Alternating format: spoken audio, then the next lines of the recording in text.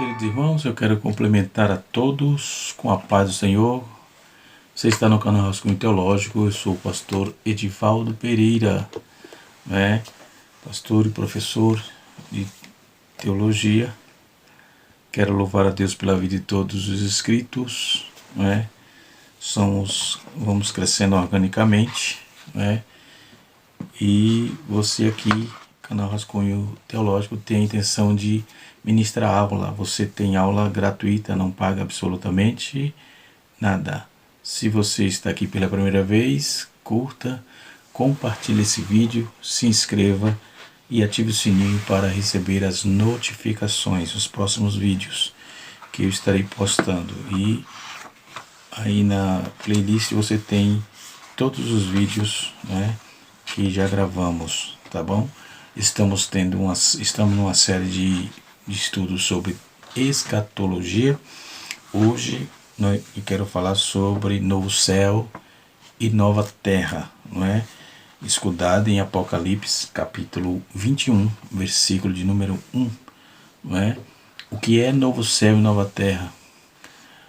Como isso se dará, Na lição passada nós gravamos 2 vídeos sobre o juízo final, E nessa oportunidade estaremos falando sobre o novo céu e nova terra, tá certo? Uma certa vez, em Mateus capítulo 24, versículo número 3, os discípulos perguntaram para Jesus que sinal haveria de vir, que sinal haverá na tua vinda no fim do mundo. Jesus, ele foi enfático, Deixa eu fazer a leitura do texto. Mateus capítulo 24, verso de número 3. Vamos ver o que está escrito. Matitiahu, capítulo 4, verso de número 3. Já achei aqui o livro. Está escrito assim, capítulo 24 no caso. Mateus 24, versículo 3. Só um momentinho para a gente achar aqui a leitura, o texto. 24, verso 3.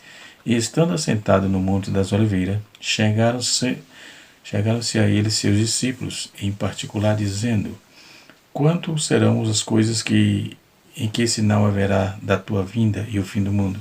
Jesus respondendo, versículo 4. E Jesus respondendo disse-lhe: acautelai-vos que ninguém vos engane, porque muitos virão em meu nome dizendo, eu sou Cristo, e enganarão muitos. Se ouvires de guerra, rumores de guerra, olhai e não vos assustei, porque é mistério que tudo isto aconteça, mas ainda não é o fim.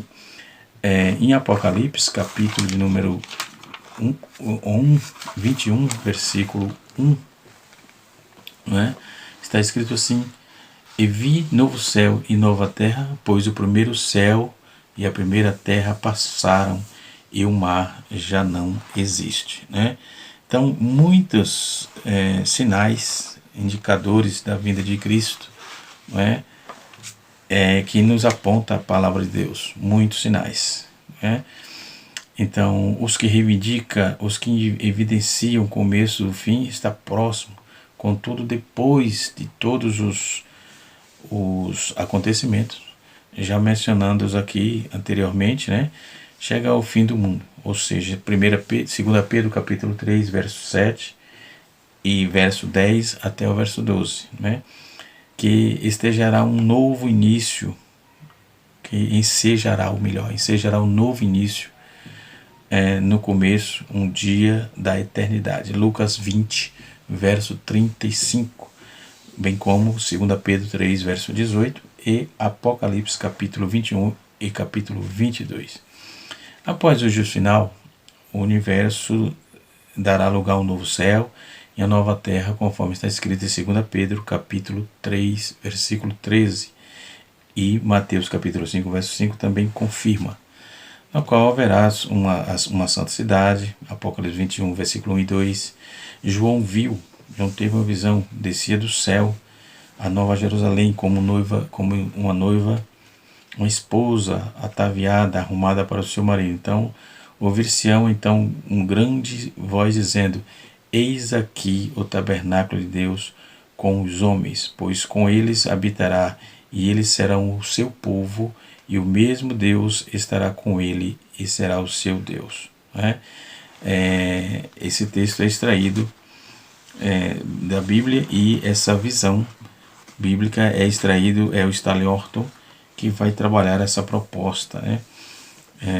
Ele diz que a Bíblia é muito cuidadosa ao informar que o destino do final dos perdidos é horrível, vai além ainda da imaginação, e envolverá tribulação, angústia, choro e ranger de dente. Mateus 22, verso 13, Mateus 25, verso 30, e Romanos 2, verso de número 9. Né? Dando sequência, então, quando vamos ver, tem um livro de Stanley Orton, A Vitória Final. Esse livro eu emprestei e nunca mais me devolveram.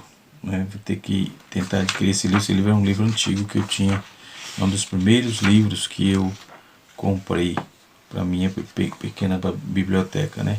Tem esses materiais aqui num rack tem bastante, e ali, que eu ainda estou montando aqui, né? Ali tem 10 caixas de livros. Quando eu preciso, eu vou buscar lá. Eu vou pegando aqui, né? Mas vamos lá. Então, esse assunto é um assunto curioso e interessante. E antes de pensar aqui, precisa ser fiel a Deus. Porque para passar por aqui, já não peca mais, já não tem mais problema, já foi arrebatado, enfim, já passou pelo juízo final e agora vai para o novo céu e a nova terra.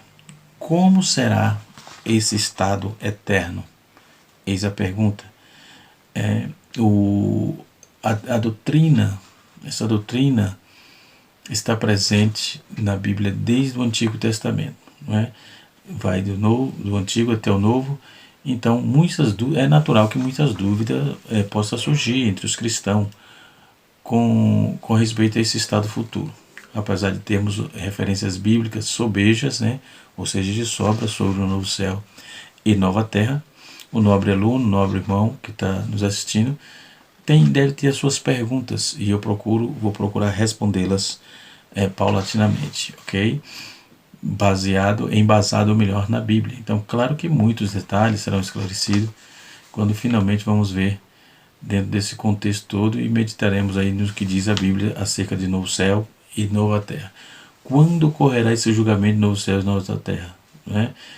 Então, nós podemos observar como será isso. Não haverá mais tristeza, nem pranto, dor ou clamor. A Bíblia diz que Deus limpará dos nossos olhos todas as lágrimas. Então, Apocalipse 21, versículo 4. Alguns têm perguntado assim: quem dizer então que no céu haverá lágrimas? Né? Na verdade, a referência ao enxugar as lágrimas denota o estado glorioso do que os salvos se encontram. Né? Não experimentarão nenhuma tristeza ou dor. Afinal, tudo isso decorre do pecado, né? Quando estará definitivamente superado. O pecado estará definitivamente superado. Não haverá mais dor nem pranto, era consequência do pecado, né?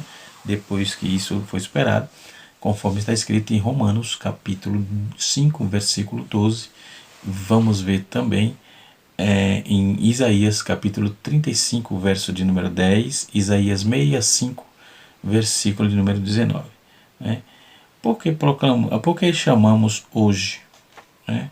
Por que clamamos, ou seja, por que clamamos hoje? Porque ainda estamos numa vida de sofrimento, dor, injustiça, falsidade, né? Enfim, contendas e muitas dificuldades que se passam.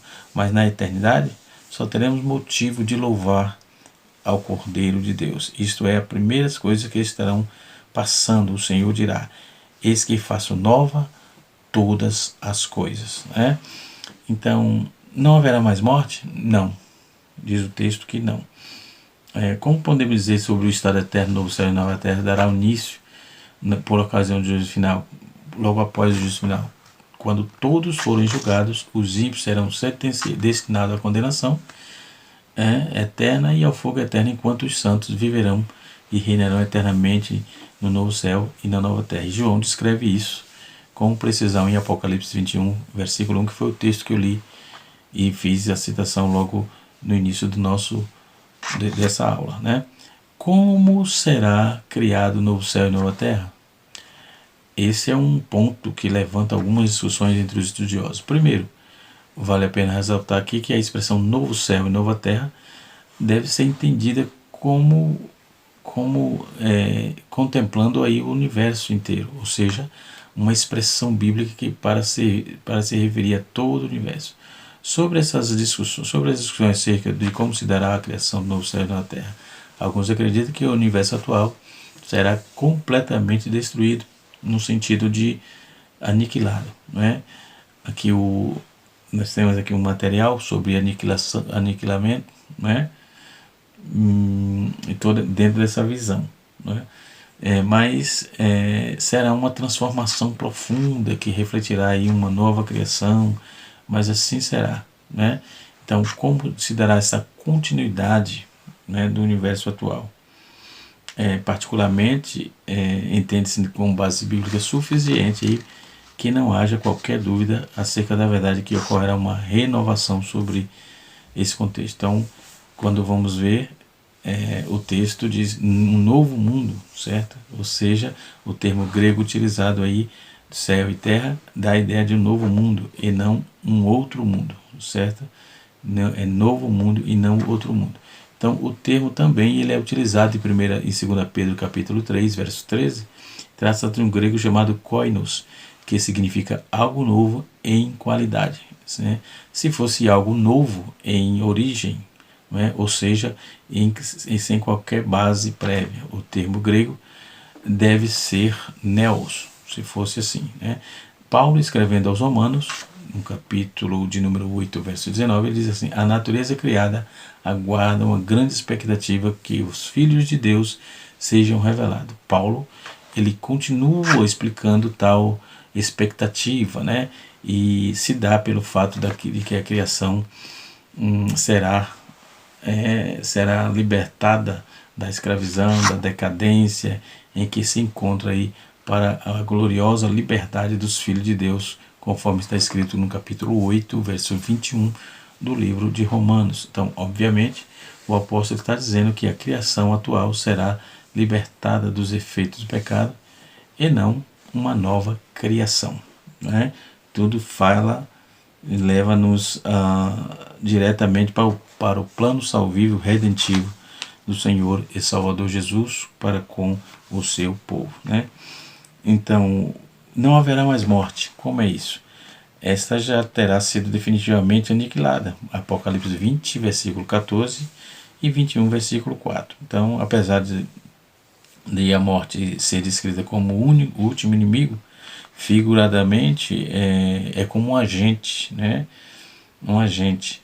Em 1 Coríntios capítulo 15, versículo de número 55 e Apocalipse 20, verso 14.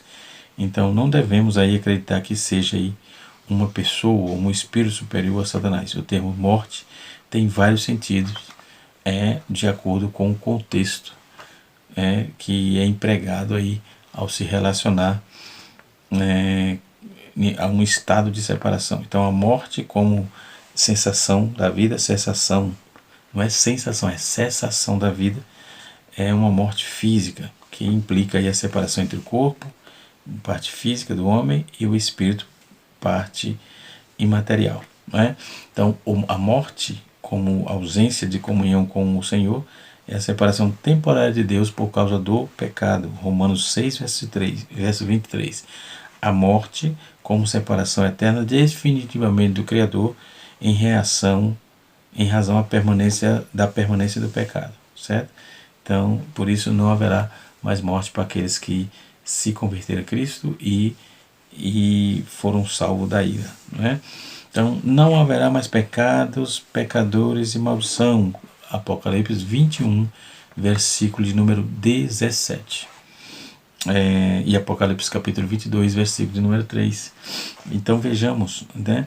Nada se contamine ninguém que cometa pecado, como os mencionados em Apocalipse 21, versículo 8, Apocalipse 22, 15. Então, entrarão na santa cidade somente os purificados pelo sangue do Cordeiro, os escritos no livro da vida. Então entrarão pelas portas. O pecado e a maldição decorrente dele, né? Serão todos extinguidos completamente, cabalmente, né? Então, não haverá templo, sol, lua ou noite, não haverá. Então, na cidade santa, Deus será o Todo-Poderoso, o Cordeiro, e hoje nós somos o templo de Deus, né? Na eternidade, ele será o nosso templo, né? Veja só o que interessante. Então, hoje nós somos o templo de Deus, na eternidade ele será o nosso templo, né? A existência de alguns astros, né, não fará sentido. O universo de hoje não mais existirá. Então a glória de Deus, pois, iluminará a santa cidade, e o Cordeiro será a sua lâmpada. Está escrito dentro da palavra de Deus. Haverá grande alegria, pureza e santidade, né? Se você ler Apocalipse 21, versículo de número 2 e o versículo número 11, está escrito: não haverá mais morte, pranto, dor, lágrima, mas uma grande alegria infinitamente superior a tudo que já vimos e já sentimos na vida. E se dará presente de imaginarmos qual será o sentimento de todos nós ao vermos o rosto de Deus e do Cordeiro, né? A santa cidade, toda de ouro, semelhante a vidro puro, né? Isso é uma tipologia muito importante, conforme está escrito no Apocalipse 21, versículo 18, né? Podemos observar que essa cidade santa, ela é descrita como uma esposa, né, ataviada. A igreja, no caso, é identificada aqui como noiva ataviada para o seu marido, ou seja, Santa Jerusalém. A cidade será iluminada com uma luz semelhante às pedras preciosíssimas, como pedra de jaspe, como cristal resplandecente. Haverá um grande ato, né, um grande e alto muro de 12 portas. Apocalipse 21, versículo 12. Um anjo estará a cada porta. Os nomes das 12 tribos de Israel está escrita sobre elas, sobre as portas. E as portas serão pérolas, né? Sob elas haverá 12 fundamentos de pedras, né? Pedras preciosas para o muro, os quais estarão o nome dos 12 apóstolos. Então eles não se fecharão para os reis das nações da terra, que tragam à cidade glória e honra, né? Depois a Bíblia nos fala sobre o rio da vida, né? O rio e a árvore da vida. Na cidade haverá uma praça de ouro puro, de vidro resplandecente, né? E um muro de água da vida será aí muito claro como cristal. E procederá do trono de Deus e do Cordeiro quem recebe a Cristo. Hoje bebe aqui espiritualmente da água da vida, ok? Tem aqui um material guia de Willington. Interessante que tem uma síntese, tem uma síntese interessante sobre o céu na ordem material. Esse material aqui recomendo, né? Guia de Willington para a Bíblia, né? Um ensino bíblico completo. Tem 2 volumes, né? É muito interessante. E quando ele faz a tratativa do céu, ele traz tudo isso, os muros, a cidade, a fonte, né? E os textos todos subsequentes, né? Eu vou colocar o outro volume, é esse aqui. Um é método teológico e o outro é método cronológico, ok? Só para referência aí, se você desejar adquirir, tá certo? É da editora Acadêmica em parceria com a Central Gospel, ok? Dando sequência aqui aos nossos estudos, né? Como será o novo céu e nova terra? Muita gente possui ideias completamente equivocadas acerca do novo céu e nova terra, imaginando ser um país espiritual. Então essa ideia foi difundida principalmente na Idade Média, né, onde o paraíso futuro sempre era relatado como um lugar étero, né, etéreo, ou seja, entre as nuvens, onde as pessoas vestidas de branco ficariam flutuando com harpa na mão. Essa era a ideia imaginária, né? Na verdade, nem mesmo dentro da igreja, alguns cristãos também entendem desta forma. Talvez porque, por conta de expressões que, na verdade, se faz uma celeuma danada com a escatologia. Se você comprar 10 livros de escatologia, eles estão querendo colocar ideologias de iachismos, né, escatológicos. Tem até especialistas para escatológico. Isso na cabeça de alguns. Na minha não passa, não tem como. A Bíblia tem a razão e tem que conhecer um pouco das tipologias da Bíblia, principalmente o livro de Daniel, livro de Ezequiel, livro de Apocalipse, e Zacarias. Se não ler esses livros, dentro dessas tipologias, não se entende muito o que está dizendo Apocalipse, ok? Então, na verdade, dentro desse contexto, talvez por conta de expressões que remetem aí a ideia de que passamos a eternidade num tipo de um céu, em um lugar muito espaçoso, né? Primeiro, precisamos dizer que hoje, quando um cristão morre, sua alma vai estar com Deus na morada dele, um lugar de descanso de uma vida terrena, né? Descansou da vida terrena enquanto aguarda a ressurreição do seu corpo, né? Porém, na eternidade nós temos todos os corpos ressurretos e glorificados. Isto é, não seremos apenas alma. Na verdade, nós podemos dizer seguramente que passaremos a eternidade no céu, desde que entendamos que o céu será um estado eterno. A doutrina bíblica é que haverá um novo céu e na terra passaremos para a eternidade. Então, vivendo em um corpo ressurreto, desfrutando das belezas desse mundo transformado para a glória de Deus. Então, a Bíblia se refere a um futuro, um lugar, um novo lar, um novo céu, uma nova terra. Isso porque Deus habitará conosco, ou seja, esse lugar também será a habitação de Deus, né? Em outras palavras, não existirá mais nenhuma separação entre céu, morada de Deus, e a terra, ou seja, ambos se fundirão, formando então um único lugar, né? Então, os céus e a terra, a nova céu será a nova terra será o céu e o céu será a nova terra. Então, nós habitando na nova terra, né, também estaremos habitando no novo céu, né? Apocalipse 21, versículo de 1 a 13, a 3, aliás. Claro que existem mistérios acerca de tudo isso aí que ocorrerá em nossas, mas a nossa esperança é que chegaremos o dia e compreenderemos aí todas as coisas pessoalmente. Então, a referência acerca disso nós vamos ver tanto no Novo Testamento, tanto no Antigo Testamento quanto no Novo Testamento. Eu vou fechar aqui com o rio e a árvore da vida, né, conforme já disse, que será claro como cristal, o trono de Deus e o trono do Cordeiro.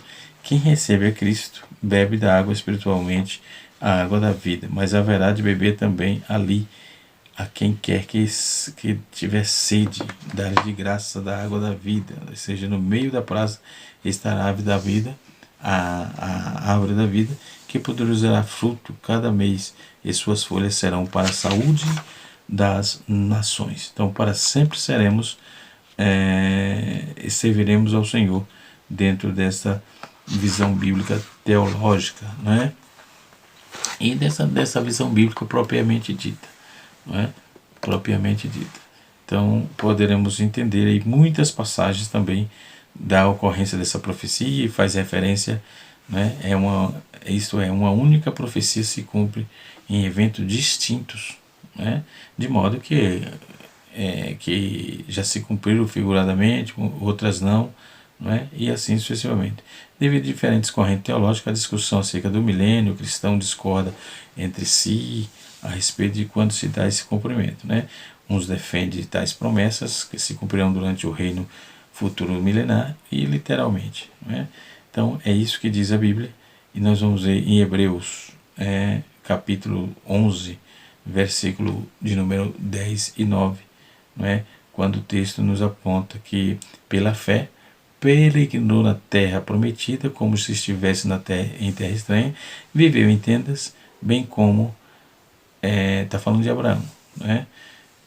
Bem como Isaac e Jacó, co-herdeiro da mesma promessa, pois eles esperavam a cidade que tem alicerce, cujo arquiteto e edificador é Deus. Provérbios ou Hebreus, capítulo de número 11, versículo de número 9 e 10. Então, sobre essa cidade tem alicerce, né? E o qual separa aí do mesmo capítulo 11, que mostra aí que não se trata de uma cidade terrena, mas da presente era, mas uma cidade celestial, né? Então nós vamos ficar por aqui. No Antigo Testamento, só para fechar aqui, as passagens mais conhecidas e explícitas que descrevem Novo Céu e Nova Terra está em Isaías 65, versículo 17 a 65, Isaías 66, versículo número 22 e 23. Já no Novo Testamento existem muitas referências, né, sobre esse Novo Céu e Nova Terra. Que Deus abençoe todos, que o Espírito de Deus continue falando nos nossos corações, e até a próxima aula. Se você gostou desse conteúdo, você pode deixar o seu like, você pode fazer os seus comentários. Se quiser deixar pergunta, fique inteiramente à vontade e eu estarei respondendo no momento oportuno. Tá certo? Forte abraço a todos e até a próxima. Canal Rascunho Teológico, ensinando para transformar vidas.